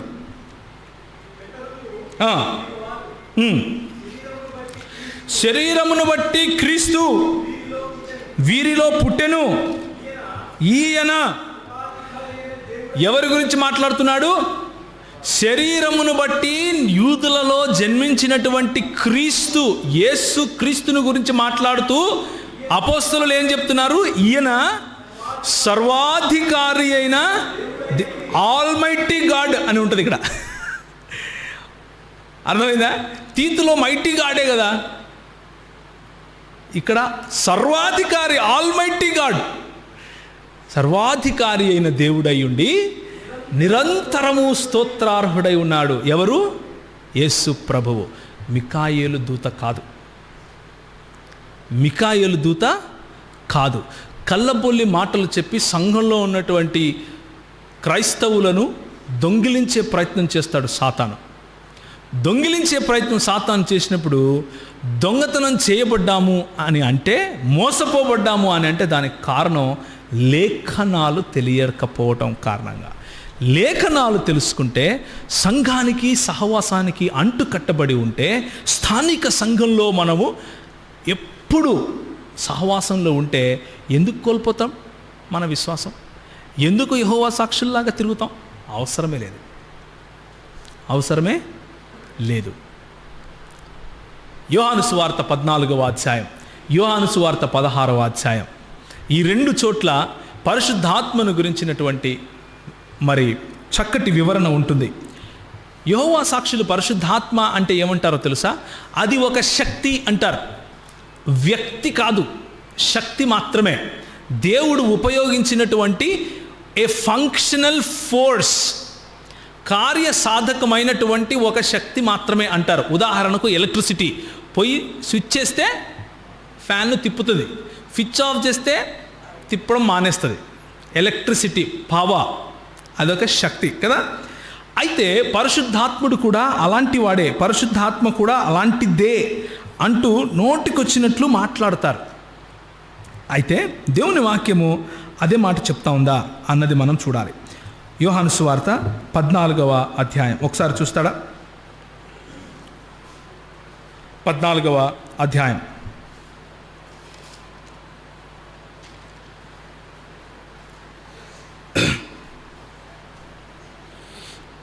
26వ వచనం. ఆదరణకర్త అనగా తండ్రి నానామమున పంపబోవు పరిశుద్ధాత్మ సమస్తమును మీకు బోధించి నేను మీతో చెప్పిన సంగతులన్నిటినీ మీకు జ్ఞాపకము చేయును. శాంతి మీకు అనుగ్రహించి వెళ్ళుచున్నాను, నా శాంతినే మీకు అనుగ్రహించి వెళ్ళుచున్నాను అంటూ పరిశుద్ధాత్మ గురించి మాట్లాడుతున్నాడు. 16వ వచనం కూడా ఒకసారి చూస్తారా? 14 నుంచి చదువుతున్నా. నా నామమున మీరు నన్నేమడిగినను నేను చేస్తాను, మీరు నన్ను ప్రేమించిన ఎడల నా ఆజ్ఞలు గైకుంటారు. నేను తండ్రిని వేడుకుంటాను, మీ వద్దకు ఎల్లప్పుడూ ఉండుటకై ఆయన వేరొక ఆదరణకర్తను అనగా సత్యస్వరూపయగు ఆత్మను మీకు అనుగ్రహించును. లోకము దానిని అనుందా, ఆయనను అనుందా? ఆయనను చూడదు, ఆయనను ఎరుగదు, గనుక ఆయనను పొందనేరదు. మీరు ఆయనను ఎరుగుదురు, ఆయన మీతో కూడా నివసించును, మీలో ఉండును, మిమ్మును అనాథలుగా విడువను, మీ యొద్దకు వత్తును అంటూ యోహాను సువార్త 14వ అధ్యాయంలో పరిశుద్ధాత్మకు ఉండవలసినటువంటి క్వాలిటీస్ అన్నీ చెప్తున్నాడు. ఆయన అని ఎలక్ట్రిసిటీని పిలుస్తున్నామా? వెళ్ళి ఆయన స్విచ్ వేస్తారా అంటాం మనం. ఏమంటాం? శక్తికి స్త్రీలింగం పుంలింగం ఉండదు, న్యూట్రల్ అది, అవునా కాదా? ఆయన అని పిలిచినప్పుడు వ్యక్తిని మాత్రమే పిలుస్తాం. అలా వ్యక్తి అంటే ఏంటి అంటే భావములను ఎరిగినవాడు, భావము కాదు, భావనలను ఫీల్ అవగలవాడు. ఆయనను నొప్పించవచ్చు, ఆయనను సంతోషపెట్టవచ్చు, ఆయనను బాధించవచ్చు, ఆయనను సంతోషపెట్టవచ్చు. ఆయన మనం మాట్లాడితే వినగలుగుతాడు, ప్రతిస్పందించగలుగుతాడు. ఆయన స్వంతంగా నిర్ణయాలు తీసుకొనగలుగుతాడు.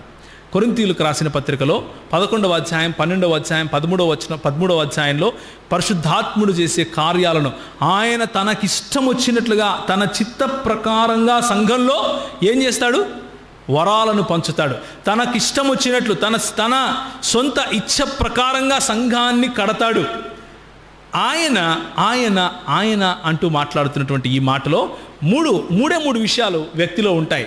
Number 1 intelligence, number 2 వొల్యూషన్, number 3 emotion.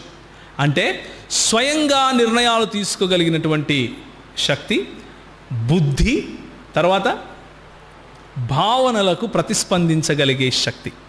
ఈ 3 ఉంటే వ్యక్తి అని పిలవాలి, శక్తి అని పిలవకూడదు. కనుకనే యేసు ప్రభువు ఏ విధంగా వ్యక్తో, తండ్రి అయిన దేవుడు ఏ విధంగా వ్యక్తో, అదేవిధంగా పరిశుద్ధాత్మ దేవుడు కూడా వ్యక్తిగా మనకు పరిచయం అవుతాడు. అయితే ఈ పరిశుద్ధాత్మ దేవుడు ఫంక్షనల్ శక్తి కాదు అని నేను ఎందుకు అంటున్నాను అంటే, ఆయన సర్వవ్యాపి అయి ఉండాలి. అన్ని చోట్ల అందరితో యేసు ప్రభువు మాట్లాడిన మాటలు బోధించాలి అంటే ఆయన సర్వవ్యాపి అయి ఉండాలి. సర్వవ్యాపి అయి ఉన్నవాడు, సర్వవ్యాపి అయి ఉన్న వ్యక్తి దేవుడు కాక ఇంకెవరు అవుతారు? అన్ని చోట్ల అందరితోనూ ఒకే రకంగా ఒకే సమయంలో ఉండగలవాడు దేవుడు కాక ఇంకెవరు? మీలో ఉండును అంటే ఆయనలో ఉన్నాడు, నాలో ఉన్నాడు, మీలో ఉన్నాడు, అందరిలో ఉన్నాడు. దేవుడు కాక ఇంకెవరు అవుతాడు? సర్వజ్ఞుడు అయి ఉండాలి అంటే యేసుక్రీస్తు యొక్క జ్ఞానమును తెలిసి మనకు బోధిస్తున్నాడు అంటే సర్వజ్ఞుడు అయి ఉండాలి. సర్వజ్ఞుడు దేవుడు కాక ఇంకెవరు అవుతారు? కాబట్టి తండ్రి కుమార పరిశుద్ధాత్మలుగా మన ముందు తన ఉనికిని చాటుకున్నటువంటి దేవుడు అయిన యెహోవాను మనం ఆరాధిస్తున్నాం. అంతేగాని ఒంటరి వాడైనటువంటి దేవుడిని కాదు. యెహోవా సాక్షులు చెప్పే యెహోవాకు, బైబిల్ చెప్పే యెహోవాకు ఉన్న తేడా అది.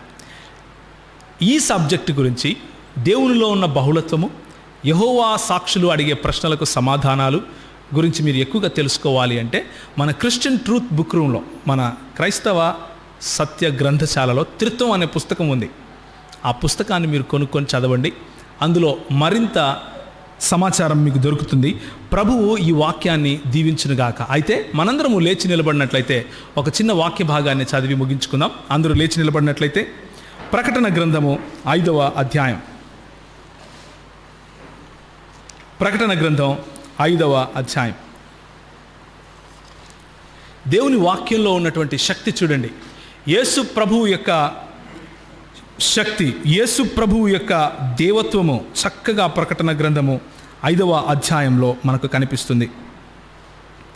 11వ వచనం నుంచి చదువుదాం. నేను 1, 2, 3 అంటాను. 3 తర్వాత మనం చదవటం మొదలు పెడదాం. మీ దగ్గర బైబిల్ ఉంటే ఓపెన్ చేసి చూడండి. ఒకవేళ సెల్ ఫోన్స్లో బైబిల్ ఉంటే సెల్ ఫోన్స్ ఆన్ చేసి బైబిల్ తీయండి. కానీ చదవటం చాలా ముఖ్యం, చాలా మంచిది. 11వ వచనం, ప్రకటన గ్రంథము 5వ అధ్యాయం 11వ వచనం. మరియు నేను చూడగా సింహాసనమును, జీవులను, పెద్దలను ఆవరించి ఉన్న అనేక దూతల స్వరము వినబడెను. వారి లెక్క కోట్ల కొలదిగా ఉండెను. వారు వధింపబడిన గొర్రెపిల్ల శక్తియు, ఐశ్వర్యమును, జ్ఞానమును, బలమును, ఘనతయు, మహిమయు, స్తోత్రమును పొందనర్హుడని గొప్ప స్వరముతో చెప్పుచుండరి. అంతటా పరలోకమందును, భూలోకమందును, భూమి క్రిందను, సముద్రములోను ఉన్న ప్రతి సృష్టము అనగా వాటిలో ఉన్న సర్వమును సింహాసనాసీనుడై ఉన్న వానికిని గొర్రె పిల్లకును స్తోత్రము, ఘనత, మహిమ, ప్రభావము యుగ యుగములు కలుగునుగాక అని చెప్పుట వింటిని. ఆ 4 జీవులు ఆమెన్ అని చెప్పగా ఆ పెద్దలు సాగిలపడి నమస్కారం చేసిరి. ఎవరికో తెలుసా? మన ప్రభువైన యేసు ప్రభువుకు. గొర్రె పిల్ల ఎదుట జీవులు, పెద్దలు, దేవదూతలు సాగిలపడి నమస్కారం చేస్తున్నారు. మికాయేలు దూత కూడా చేస్తున్నాడు. మికాయేలు దూత కూడా చేస్తున్నాడు. అంతేకాని ఆయన మికాయేలు దూత కాదు. ఆయన అంటాడు, మీరు చూస్తారు, నేను తిరిగి రాబోతున్నాను. నన్ను పొడిచిన వారు కూడా చూస్తారు, నేను వస్తాను. యెహోవా సాక్షులు కూడా చూస్తారు. ఆయన వస్తాడు. మన ప్రభువు యొక్క ఘనత అది. మన ప్రభువు పొడవబడి తిరిగి లేచి శిష్యుల దగ్గరికి వస్తే తోమా నమ్మక వచ్చి ఏమంటాడు అంటే, నేను ఆయన పొడవబడిన చేతులలో వేలు పెట్టాలి, పక్కలో తాకి చూస్తే కానీ నమ్మను అంటాడు. నమ్మిన తర్వాత ఏమంటాడో తెలుసా? హకుర్యాస్ము కహతియాస్ము అంటాడు. అంటే నా ప్రభువా, నా దేవా అంటాడు. ఎవరిని? యేసు ప్రభువుని. హకుర్యాస్ము కహతియాస్ము, నా ప్రభువా, నా దేవా. యేసు ప్రభు కాదు కాదు కాదు, నేను దేవుడిని కాదు అన్నాడా? అనలేదు. నువ్వు నన్ను సత్పురుషుడా అని ఎందుకన్నావు అన్నవాడు, నువ్వు నన్ను దేవుడు అని ఎందుకన్నావు అని అన్నాడా? అనలేదు. ఆయన ఆ ఆరాధనను స్వీకరించాడు. సుధీర్ చెప్పినటువంటి 23, 24 వచనాలు లూకా సువార్తలో ఆయన ఆరోహణుడై వెళ్ళిపోతున్న సమయంలో అందరూ ఏం చేశారు? ఆయనకు మ్రొక్కిరి. ఆయనను మ్రొక్కారు, ఆయనను ఆరాధించారు. మనము పరలోకంలో అదే చేయబోతున్నాం. ప్రభువు మన ఆరాధనలను స్వీకరించడం కోసం గొర్రెపిల్లగా సిద్ధపడి ఉన్నాడు. తలలు వంచుకుంటే ప్రార్థన చేసుకుందాం. ప్రేమ కలిగిన తండ్రి, కృప కలిగినటువంటి దేవ, మరి గొర్రెపిల్ల రక్తం చేత కనగబడినటువంటి మమ్మల్ని గొర్రెబొచ్చు కప్పుకొని వస్తున్నటువంటి తోడేళ్ల మధ్యలో నిబ్బరము కలిగి ధైర్యంగా ఉండటానికి మీ వాక్యపు వెలుగులో, మీ వాక్య శక్తితో అపవాది దుష్క్రియలను, అపవాది చేసే ప్రతి ఒక్క అపవాది మమ్మల్ని దొంగిలించాలని చేసే ప్రతి ఒక్క ప్రయాసను వృధా చేయటానికి, క్రీస్తుకు విరోధముగా వచ్చే ప్రతి ఆలోచనను చెరపట్టి మీ పాదాల చెంతకు తీసుకుని రావటానికి పౌలుకు ఇచ్చినటువంటి తెగువను, పౌలుకి ఇచ్చినటువంటి ధైర్యాన్ని, స్టెఫనుకి ఇచ్చినటువంటి ధైర్యాన్ని మీ సంఘానికి, మీ సంఘ బిడ్డలకు దయచేయండి. చేరి వచ్చిన ప్రతి ఒక్క యువనస్తుడిని ఆశీర్వదించి బలపరిచి అలాంటి తెగువను, ధైర్యాన్ని, మీ పట్ల ప్రేమను దయచేయమని, మీరు మమ్మల్ని ఆశీర్వదించి పంపించమని చిన్ని ప్రార్థనను యేసు ప్రభువు వారి శ్రేష్టమైన నామంలో అడిగి వేడుకుంటున్నాం తండ్రి, ఆమెన్. దయచేసి కూర్చోండి. మీకు ఏదైనా ప్రశ్న ఉంటే అడగచ్చు, లేనట్లయితే మరి ఈ సమయాన్ని అయ్యగారికి అందిస్తున్నాను. యేసు ప్రభు దైవత్వం విషయంలో, త్రిత్వ సిద్ధాంతం విషయంలో, మన బైబిల్ విషయంలో ఏదైనా ప్రశ్న ఉంటే మీరు అడగచ్చు. లేకపోతే మరి మన క్రైస్తవ అడగండి. ఏమంటారు? Yes, correct, right. సహోదరుడు అడిగే ప్రశ్న ఏంటంటే, మన దగ్గర ఉన్నటువంటి బైబిల్ గ్రంథంలో 66 పుస్తకాలు ఉన్నాయి, కానీ రోమన్ క్యాథలిక్ మిషన్ వారు వాడుతున్నటువంటి పుస్తకంలో ఇంతకంటే ఎక్కువ పుస్తకాలు ఉన్నాయి కదా, మరి ఏంటి అని అంటున్నారు. అయితే బైబిల్ గ్రంథంలో చేర్చటము అనేది, తీసివేయటము అనేది ఈ రెండు తప్పే. బైబిల్ గ్రంథంలో ఉన్నటువంటి పాత నిబంధన గ్రంథంలో తోబీతు, నోబీతు, మక్కబీయులు అన్నటువంటి కొన్ని పుస్తకాలను రోమన్ క్యాథలిక్ సంఘం వారు చేర్చి చదువుకున్నారు. దాన్ని అపోక్రిఫాగా పిలుస్తారు. అపోక్రిఫా అంటే కేననైజ్ చేయబడినటువంటి మంచి లిటరేచర్. అది మంచి పుస్తకాలే, కానీ వాటిలో దేవుని గురించి నేర్చుకోవలసినటువంటి, మనుషులకు దేవునికి మధ్య ఉన్నటువంటి సంబంధాన్ని వివరించే మాటలు ఏవి లేవు. కాబట్టి క్రైస్తవ సంఘము అపోక్రిఫాగా పిలువబడుతున్నటువంటి మంచి పుస్తకాలే అయినప్పటికీ దేవుని గురించిన వర్ణన లేదు. కాబట్టి దేవునికి మనుషులకు మధ్య ఉన్నటువంటి ఆ సంబంధాన్ని చూపించే పుస్తకాలు కాదు. కాబట్టి అదేవిధంగా ప్రవక్తలు వ్రాసినటువంటి పుస్తకాలు కాదు. కాబట్టి మనం వాటిని తీసుకోం. మరి 22, 23, 24 అధ్యాయాలు సుధీర్ చెప్పినప్పుడు మీరు ఒక మాట వినుంటారు. ఏమని అంటే, ప్రవక్త మోషే ధర్మశాస్త్రములోను, ప్రవక్తలలోను, తర్వాత కీర్తనలలోనూ చెప్పిన ప్రతి మాట నెరవేరబడుటకు యేసు ప్రభువుకు ఏదైతే జరిగిందో అలా జరిగింది అని.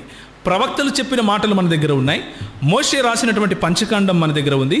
కీర్తనలు మరియు విజ్డమ్ బుక్స్ అని ఏవైతే అంటామో, జబూర్ అంటారు, అవన్నీ కూడా మన దగ్గర ఉన్నాయి. అంతకు మించినవి యేసు ప్రభువు వారు పాత నిబంధన గ్రంథంలో దేన్నైతే ఆయన ఆ రోజు చదివి మన ముందు ఇవి నిజమైన దేవుని లేఖనాలు అని చెప్పాడో వాటిని మాత్రమే మనం తీసుకున్నాం. ఉదాహరణకు యేసు ప్రభువు వారు లేచి నిలబడి యెషయా గ్రంథం చదివారు. అంటే ప్రవక్తల గ్రంథాన్ని, ఇప్పుడు యెషయా గ్రంథం అంటే ప్రత్యేకంగా ఒక చుట్ట ఉంటుంది, కానీ అది ప్రవక్తల గ్రంథము అనే ఒక చుట్టలో ఉంటుంది. సో ఆయన ప్రవక్తల గ్రంథాన్ని దేవుని వాక్యంగా ధృవీకరిస్తున్నట్లు అర్థం చేసుకోవాలి. ఆయన ధర్మశాస్త్రం నుంచి కోట్ చేస్తున్నాడు అంటే అర్థం ఏంటి? మోషే రాసినటువంటి ధర్మశాస్త్రాన్ని ఆయన లేఖనముగా మనకు ధృవీకరిస్తున్నాడు అని అర్థం. అదేవిధంగా కీర్తనలో మరి నన్ను దావీదు కుమారుడని నువ్వు అంటున్నావు, కానీ దావీదే నన్ను ఏమంటున్నాడు? తండ్రి అని పిలుస్తున్నాడు అని ఆయన అంటాడు. అంటే ఏంటి? దావీదు కీర్తనలు మరియు విజ్డమ్ పుస్తకాలను కూడా ఆయన దేవుని వాక్యముగా ధృవీకరిస్తున్నట్లుగా అర్థం చేసుకుంటాం. యేసు ప్రభువు ధృవీకరించని వాటిని మనం తీసుకోవాల్సిన అవసరం లేదు. అందుకనే మనము అపోక్రిఫాను మనం తీసుకోలేదు. Thank you. ఇంకేదైనా ప్రశ్న?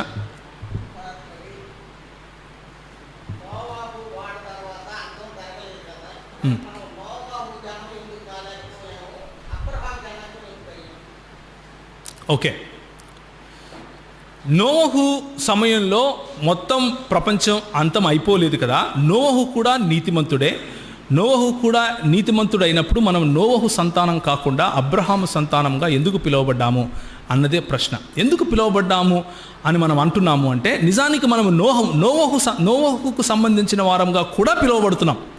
ఎందుకు అంటే మనం అందరు ప్రవక్తలకు సంబంధించిన వాళ్ళం. నోవహుకు ముందున్నటువంటి ప్రవక్తలకు సంబంధించిన వాళ్ళమే ఆదాము పిల్లలుగా మనం పిలువబడుతున్నాం. నోవహుకు ముందున్నటువంటి దాన్ని ఏమంటారు, దేవునితో నడిచినటువంటి వాళ్ళు, చనిపోకుండా వెళ్ళిపోయినటువంటి వాళ్ళు ఉన్నారు, హనోకు మొదలగు వాళ్ళు. వారి మెల్కీసెదకు క్రమము చొప్పున ఉన్న వాళ్ళముగా ఆయనను అనుసరించే వాళ్ళంగా కూడా పిలువబడుతున్నాం. అదేవిధంగా అందరూ ప్రవక్తలను అనుసరించే వాళ్ళంగా కూడా పిలువబడుతున్నాం. అయితే అబ్రహాము అని ప్రత్యేకంగా ఎందుకు పిలువబడుతున్నాము అంటే, దేవుడే స్వయంగా తన్ను తాను ఎవరయ్యా నువ్వు అని అడిగితే నేను అబ్రహాము, ఇస్సాకు, యాకోబుల దేవుణ్ణి అని చెప్పుకున్నాడు. కాబట్టి విశ్వాసము అన్నదానికి కర్త, లేకపోతే విశ్వాసము అన్నదానికి కర్త దేవుడు, లేకపోతే యేసు ప్రభువే కర్తయు కొనసాగించువాడు అయితే మొట్టమొదటిసారి ఆ విశ్వాసమును పరీక్షించగా నెగ్గినవాడు అబ్రహాం. కాబట్టి విశ్వాసులమైన మనము మన విశ్వాస తండ్రి అబ్రహాము అని దేవుని వాక్యం చెబుతా ఉంది. కాబట్టి మనము అనుసరిస్తున్నాం. దేవుని వాక్యము ఎక్కడైతే చెబుతుందో అక్కడ మనం దాన్ని అంగీకరిస్తాం. దేవుని వాక్యం ఎక్కడ చెప్పదో అక్కడ మనం దాన్ని అంగీకరించాల్సిన అవసరత మనకు లేదు. చెప్పండి, అడగండి. కరెక్ట్. ఎవరికి?